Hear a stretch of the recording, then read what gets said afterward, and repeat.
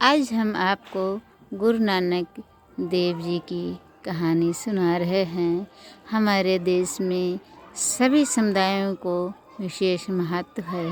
इसमें सिख समुदाय भी है जिनके गुरु नानक देव जी हैं।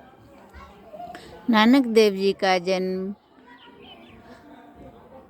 तलवंडी नामक गांव में हुआ था, जो आज ननकाना साहब के नाम से प्रसिद्ध है। इनके पिता कालूचंद तलवंडी एक खत्री ब्राह्मण थे और ये शुरू से ही बचपन से ही साधु संतों के बीच रहना पसंद करते थे।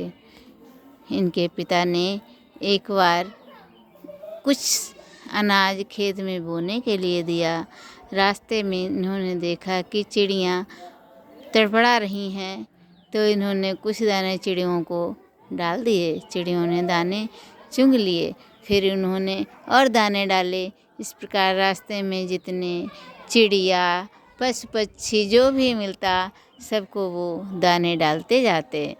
तो कहते, राम दा चिड़िया राम दा खेत, चुनो चिड़ियों भर भर पेट। इस प्रकार सारा अनाज चिड़ियों को चुंगा दिया। जब वापस आए तो पिता ने पूछा कि बहुत देर हो गई, खेत बो गया? तो उन्होंने सारी सच्चाई बता दी। कहा, मैं खेत तक नहीं पहुंच पाया, चिड़ियों को दाने चुंगा लिया।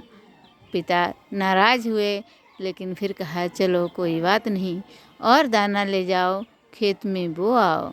इस प्रकार जब दाना लेकर कई दिन बीत जाते हैं, फिर वो और दाने लेकर वहाँ जाते हैं तो देखते हैं खेत अनाज से भरा पड़ा है। सारा अनाज खेत में जम चुका है, फसल लहलहा रही है। ये देखकर उनके पिता बहुत प्रसन्न हुए और उन्होंने अपने पुत्र की शक्ति को पहचान लिया कि ये कोई साधारण मनुष्य नहीं है।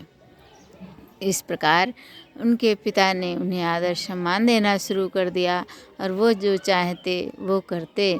एक दिन इसी तरह साधु संतों की सेवा करते हुए उन्हें ख्याति प्राप्त हो गई और वे सिखों के गुरु के नाम से प्रसिद्ध हो गए और उनका जन्मदिन प्रकाश पर्व के रूप में मनाया जाता है, जो कार्तिक पूर्णिमा को मनाया जाता है।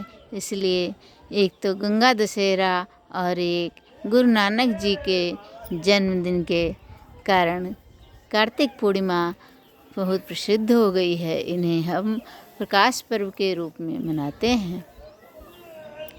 ये है हमारे गुरु नानक चंद देव जी की कहानी। इनसे हमें बहुत प्रेरणा मिलती है और हम इनका जन्मदिन प्रकाश पर्व के रूप में मनाते हैं।